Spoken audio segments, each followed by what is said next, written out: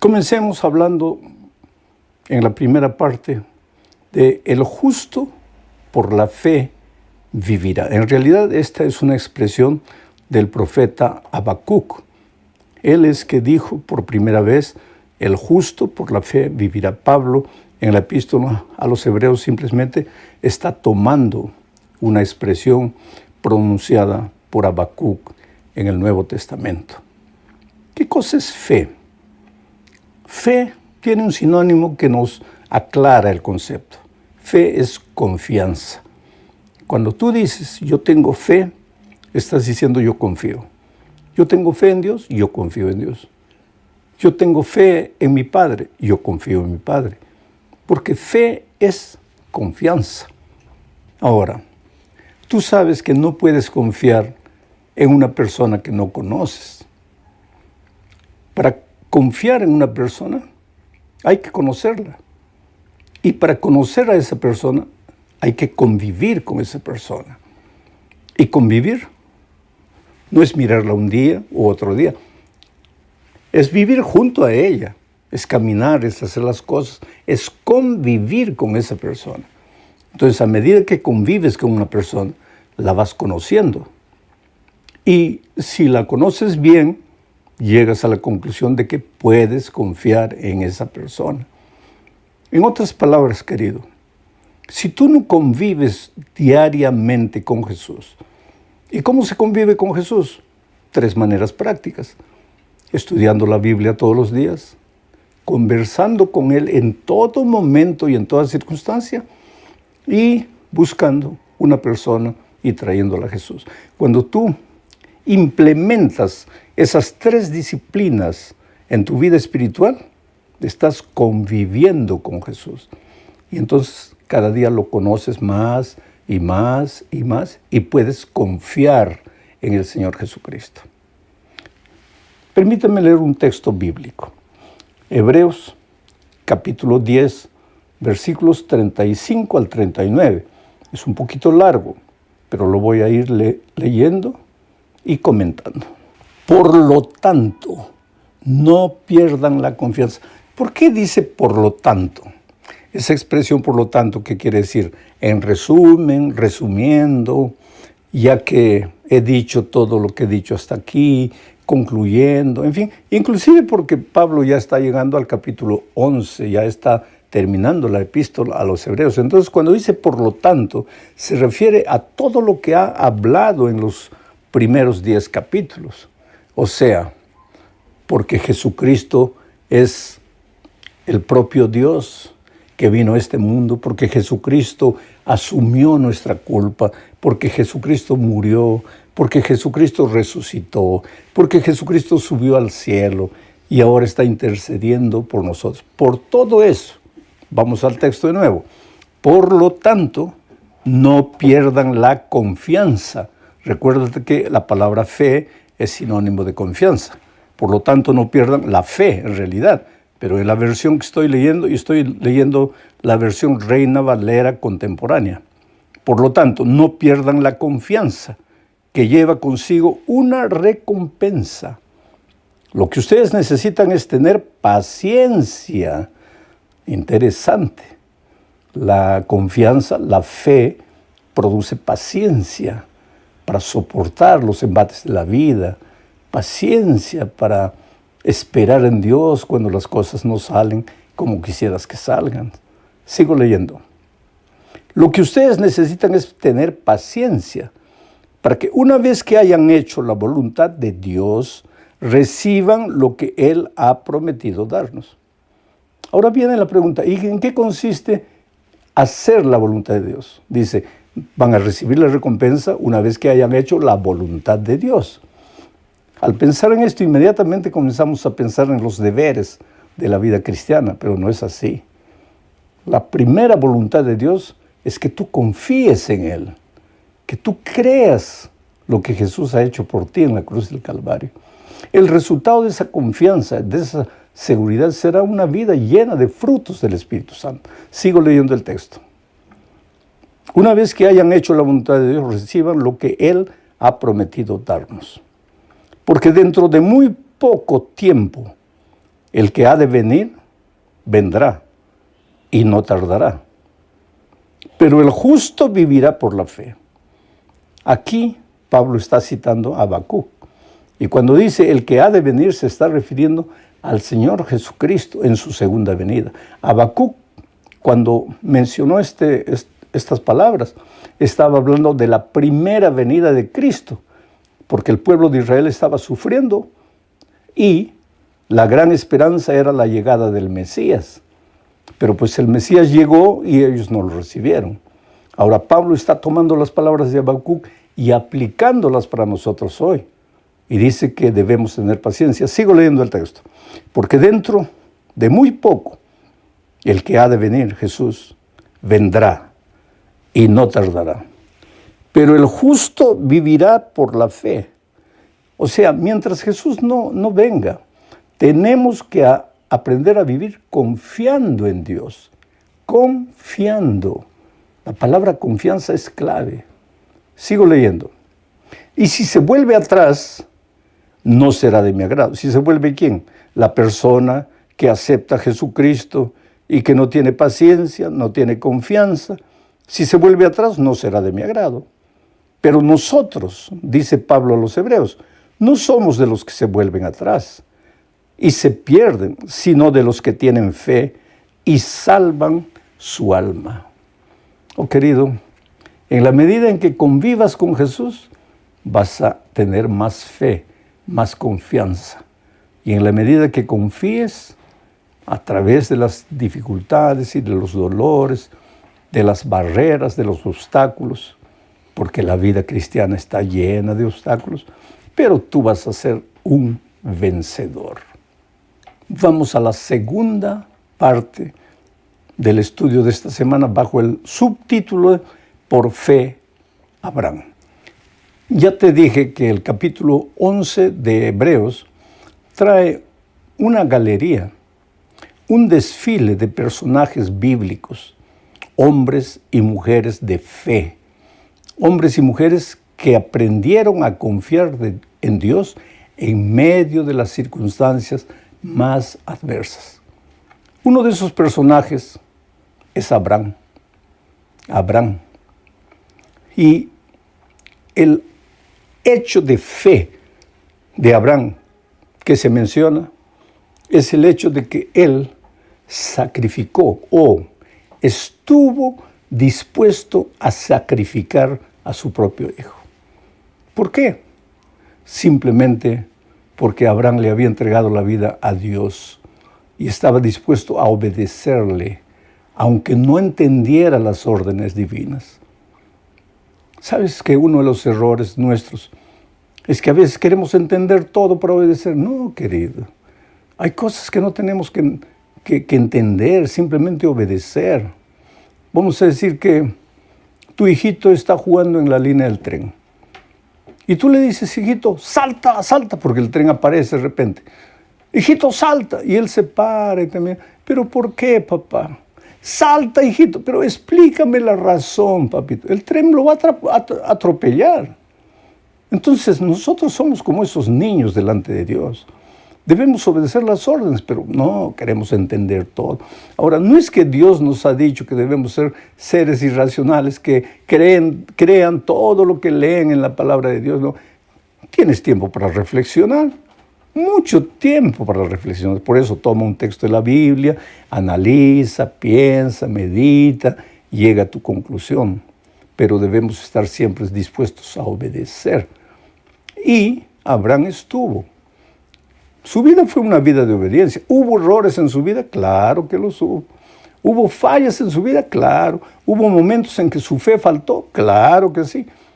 Sin embargo, desde el momento que Dios le dijo, sal de tu tierra, de la parentela, de tu parentela, a una tierra que yo te mostraré, podemos ver que Abraham, a pesar de su humanidad, a pesar de sus limitaciones, a pesar muchas veces de sus caídas, Abraham fue un hombre que siempre quiso hacer la voluntad de Dios. Ahora, cuando él llevó a su hijo Isaac para ser sacrificado en el monte Moriah, aquí hay algo que aparentemente pasa desapercibido. Él confiaba en Dios. ¿Tú crees que él pensaba que Isaac iba a morir? Él confiaba en Dios. Él sabía que en el momento oportuno Dios haría un milagro. Yo no sé lo que haría, pero así como él le presentó el desafío, Dios también le presentaría la solución. ¿Y por qué Abraham sabía que Dios iba a intervenir? ¿De qué manera? Tal vez resucitando a Isaac. ¿Pero por qué? Permíteme leer lo que dice Hebreos capítulo 11, versículo 12. Dice, por eso también, de un solo hombre que ya estaba casi muerto, llegó a tener una multitud de descendientes, tan numerosos como las estrellas del cielo y tan incontables como la arena que está a la orilla del mar. Este texto se refiere a Abraham. Y se refiere a Abraham de una manera interesante. Dice así, por eso de un solo hombre, Abraham, que estaba ya casi muerto. ¿Por qué dice que estaba ya casi muerto? Es que el hombre ya tenía casi 100 años. Ya no era un joven, no era un mozalbete, no era un hombre en la plenitud de la vida. Y su esposa Sara no estaba lejos de él. Y de ellos dos, de un hombre casi muerto, Dios hace nacer a Isaac. Ahora, ese es un milagro. Ese es un milagro. O sea, el nacimiento de Isaac no fue fruto del esfuerzo de ellos. El nacimiento de Isaac fue un milagro divino. Entonces, Abraham dedujo, pues si Dios de un hombre casi muerto, como yo, con 100 años, mi esposa estéril, hizo nacer a Isaac, pues el mismo Dios que trajo a la vida, puede traer mi hijo a la vida de nuevo a través de la resurrección. Y aquí hay otra lección importantísima. Nada tenemos que temer con relación al futuro, a no ser que nos olvidamos la manera maravillosa como Dios nos ha cuidado en el pasado. Oh querido, estás vivo.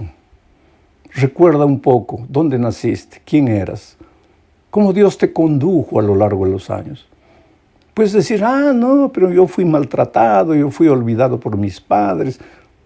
Pero a pesar de eso, ¿no notas que la mano de Dios te ha protegido? Que has llegado a este momento, que estás aquí, porque Dios en su maravilloso amor te ha cuidado. ¿Podrías cerrar los ojos e imaginar cuántas veces Dios te ha librado de la muerte? ¿Cuántas veces llegaste en tu vida a un punto que decías, ya no hay solución para mí, y Dios se manifestó?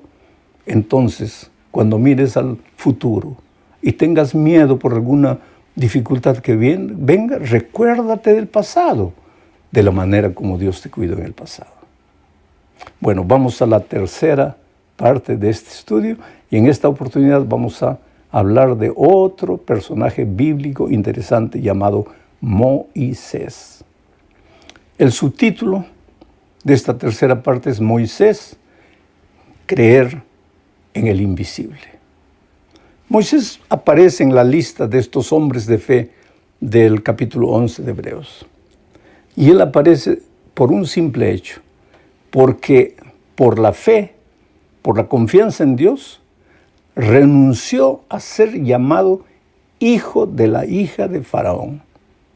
En otras palabras, por la fe en Dios, por la confianza en Dios, Moisés no cambió el poder, la fama, el dinero, las cosas materiales de esta tierra. Eso no lo tentó, eso no lo ofuscó, eso no lo mareó. Él no cambió estas cosas por la gloria celeste, por las cosas santas. Si hay una cosa que tenemos que admirar en Moisés, es su capacidad de ver las cosas espirituales, el valor de las cosas espirituales. Diferente de dos personajes bíblicos interesantes, Esaú, que cambió su primogenitura, una bendición espiritual, por un plato de lentejas. O diferente de Sansón, que sacrificó la misión maravillosa para la cual Dios lo había llamado, simplemente por ir atrás de mujeres bonitas. Moisés no. Moisés, cuando asumió la misión de libertar al pueblo de Israel, sabía lo que le esperaba. No era un camino fácil. Sería un camino muchas veces solitario, triste. Un camino muchas veces incomprendido. Un camino lleno de contradicciones. Pero él se mantuvo como mirando al invisible, a Dios, y caminó por la fe.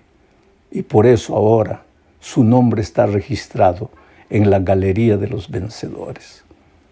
Oh querido, en este momento estás tú con tus ojos clavados en las cosas de esta tierra.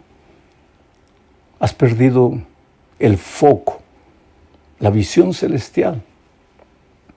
Te has olvidado que en esta tierra eres solamente un peregrino, que tu destino no está aquí, por más que tengas dinero, empleo, trabajo, familia.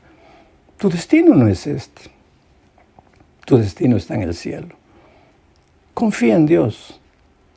Sé un hombre, una mujer de fe y camina en medio de las dificultades rumbo a tu destino glorioso. Vamos a la cuarta parte de este estudio.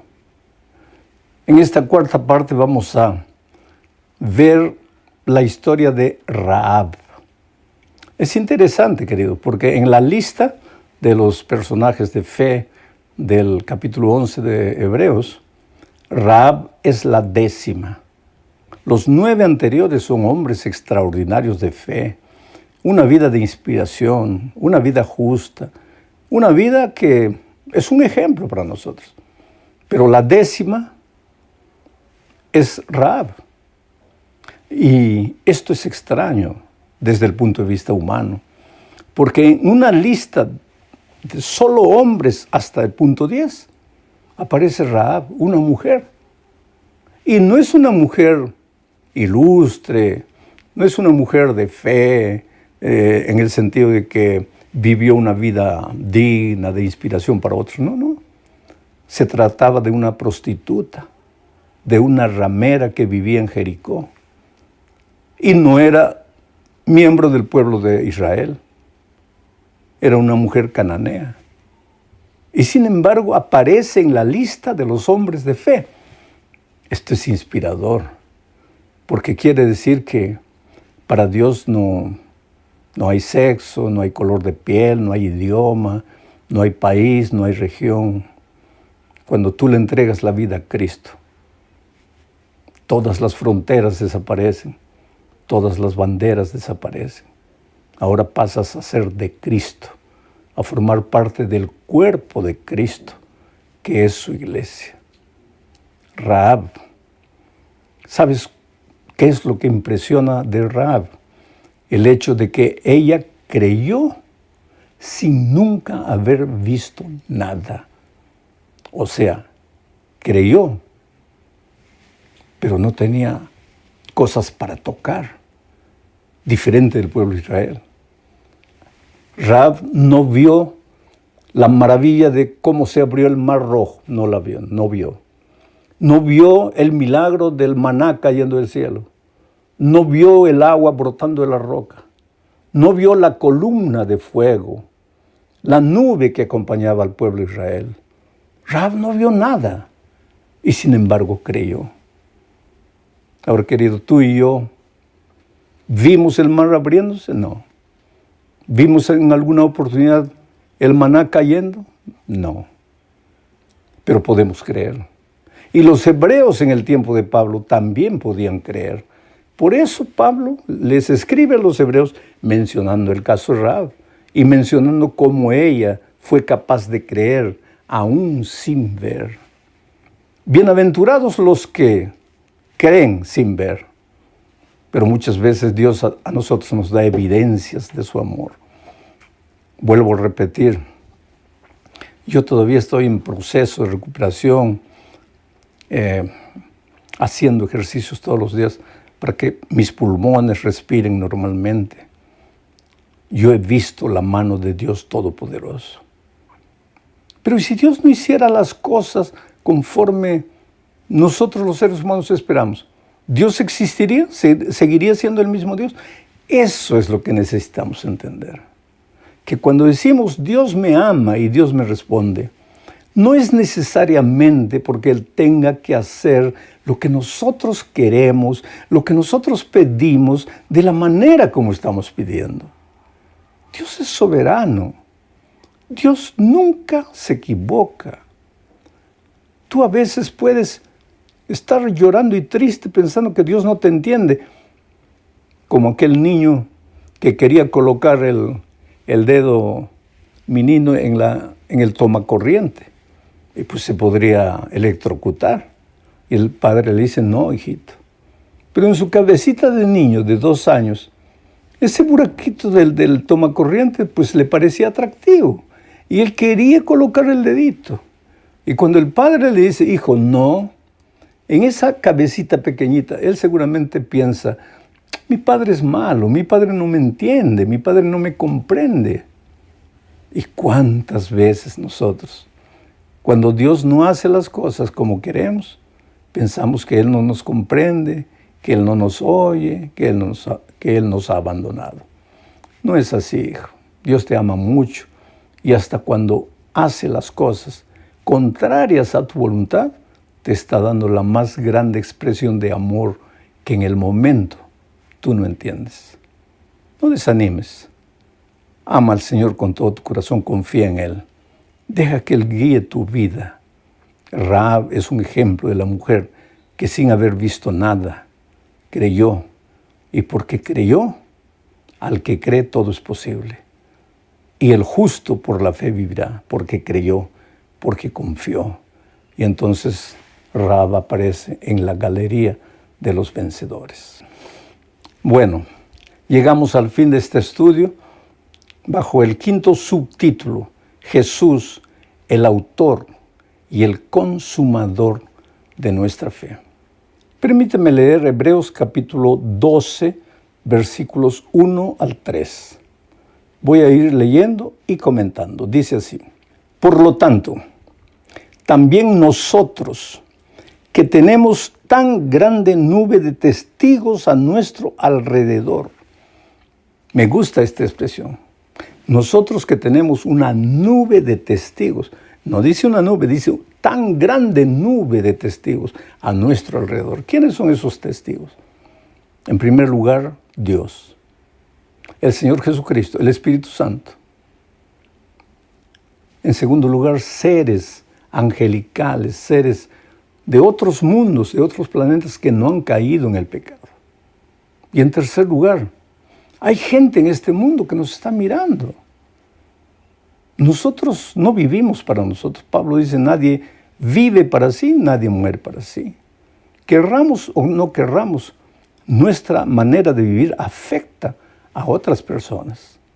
Ahora viene Pablo y dice, por tanto, nosotros que tenemos tan grande nube de testigos a nuestro alrededor, sigo leyendo el texto, liberémonos de todo peso y del pecado que nos asedia y corramos con paciencia, palabra fe, palabra confianza, recuérdate, y corramos con paciencia. O sea, la carrera no va a ser fácil, pero tienes que ser paciente, porque el que ha de venir vendrá y no tardará, y porque Él ha prometido que su Espíritu te guiará a toda verdad. Tienes que tener paciencia. Sigo leyendo. Corramos con paciencia la carrera que tenemos por delante. Fijemos la mirada en Jesús, el autor y consumador de la fe, quien por el gozo que le esperaba sufrió la cruz. Voy a comentar esta parte. Fijemos los ojos en Jesús. Ese fijemos los ojos en Jesús no es que te sientes y mires a un retrato de Jesús, de lo que los hombres han preparado, y te quedes contemplando. No es eso. El fijar los ojos en Jesús no es nada romántico. Es una experiencia práctica. ¿Cómo se fijan los ojos en Jesús? Cuando abres la palabra de Dios todos los días, cuando vives en espíritu de oración haciendo lo que hagas, y cuando buscas una persona para Cristo. Ahí estás fijando tus ojos en Jesucristo. Vuelvo a leer el texto. Fijemos la mirada en Jesús, el autor y consumador de la fe, quien por el gozo que le esperaba sufrió la cruz. ¿Qué gozo le esperaba? ¿Por qué sufrió la cruz? Dice que sufrió la cruz por el gozo que le esperaba. ¿Qué gozo esperaba? Ver la salvación de todos los seres humanos que lo aceptasen. Ese fue el gozo. Él sufrió la cruz, él padeció, sabiendo que tendría el gozo de ver miles y miles y miles de seres humanos que lo aceptarían como su Señor y que irían atrás de él al santuario celestial en la persona de Cristo. Pero ellos un día, cuando Cristo volviese a la tierra, tendrían el gozo de ver al Padre cara a cara. Sigo leyendo. Fijemos la mirada en Jesús, el autor y consumador de la fe, quien por el gozo que le esperaba sufrió la cruz y menospreció el oprobio y se sentó a la derecha del trono de Dios. Por lo tanto, consideren a aquel que sufrió tanta contradicción de parte de los pecadores para que no se cansen ni se desanimen. Oh, querido Jesús, el autor y el consumador de nuestra fe. ¿En qué sentido? Es el autor. ¿Por qué? Porque Él es el que nos inspira. Él es el que nos motiva. Él es el que con su fidelidad, con su amor, con su cuidado, con su misericordia, genera en nosotros el deseo de confiar en Él. En ese sentido es el autor de nuestra fe y el consumador de nuestra fe. Porque Él es nuestro ejemplo de alguien que padeció, que sufrió, esperando la recompensa. ¿Qué recompensa? Para Él, la salvación de la humanidad. ¿Qué recompensa para nosotros? Porque debemos persistir, porque debemos caminar con paciencia en medio de las dificultades, por la recompensa. ¿Qué recompensa? Para Cristo fue la salvación de la raza humana y para nosotros la alegría y la bendición de ver a Jesús cara a cara, de ver a los redimidos.